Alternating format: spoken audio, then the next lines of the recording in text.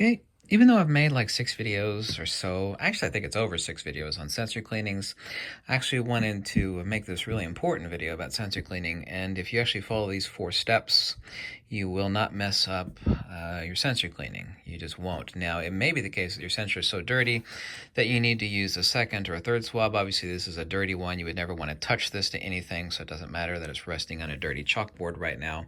This is also the reason why you need to keep your body caps very, very pristinely clean. People actually take the body cap or the lens cap off, stick it in their pocket, and after they're done, stick it back on their camera and lens respectively, and this is where all the crud is migrating from. Actually, you never want to do that. That's why there's so much junk on your sensor.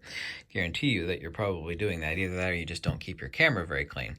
But let's go over these 4 steps. And point number 1, what you need to do is drag a drop from one corner of the sensor. Drag it from one corner of one side of the sensor, then you're going to flip the sensor over. Obviously, you want to hold it in your hand. You would never want the sensor resting on anything or touching anything like I'm doing right now.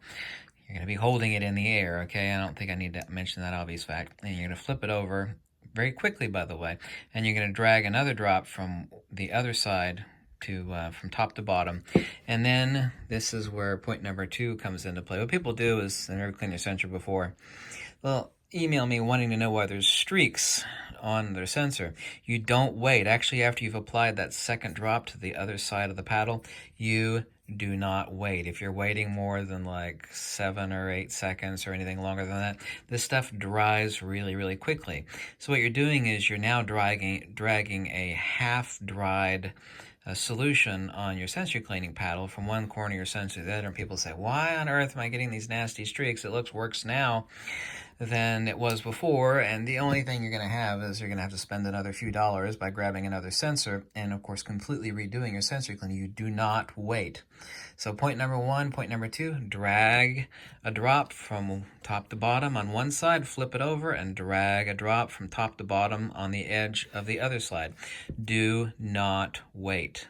Don't wait. It doesn't mean you have to immediately go in, but it needs to be about 5 seconds, or don't make it, 8 seconds plus while you're sitting there thinking.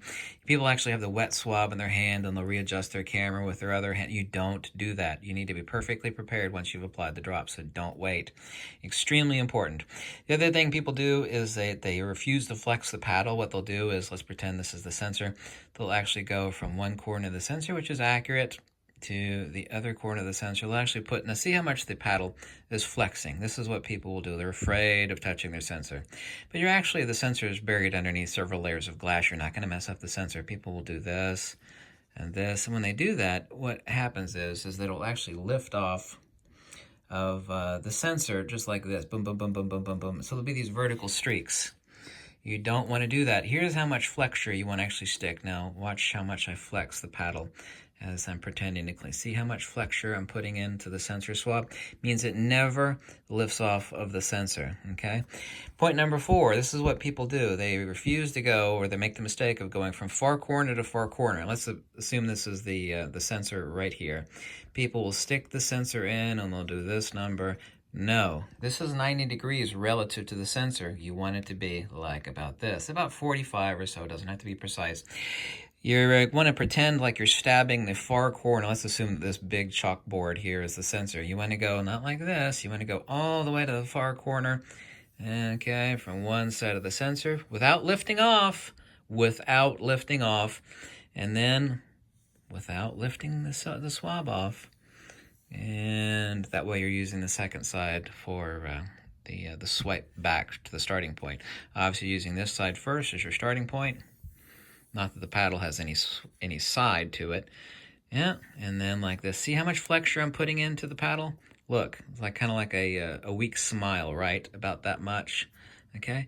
Not this. This is not. You see the stick is straight? Don't do that. No, this much. Not this much. This much. Yes, you're actually applying that much flexure to the swab. Okay?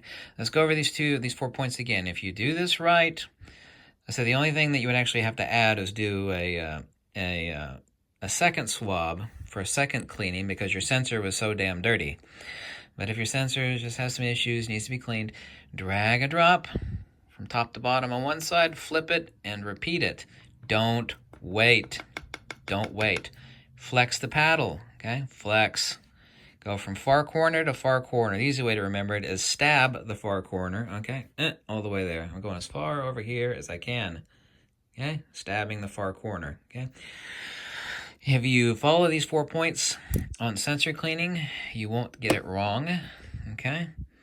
You won't get it wrong. Just follow these 4 steps. So thank you so much for watching. Hope you like these videos. If you do, click the link below, and peace out, Girl Scout. I like this 100-year-old chalkboard. It's like a Little House on the Prairie sort of stuff here. A really old chalkboard. Thanks.